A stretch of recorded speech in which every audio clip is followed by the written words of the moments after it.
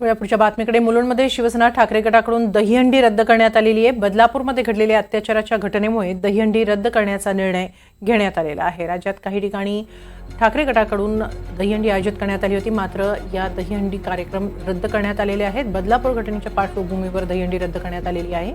मुलुंडमध्ये ठाकरे गटाकडून दहीहंडी रद्द करण्याचा निर्णय घेण्यात आलेला आहे।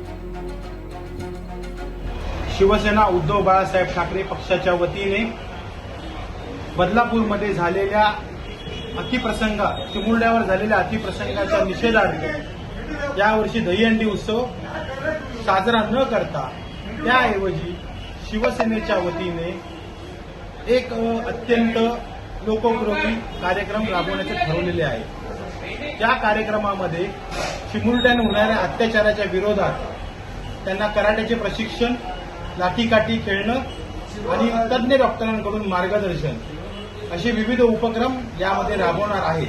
आपल्या चिमुरड्यांना कुठेतरी संरक्षण कसं करावं याचं ज्ञान असलं पाहिजे।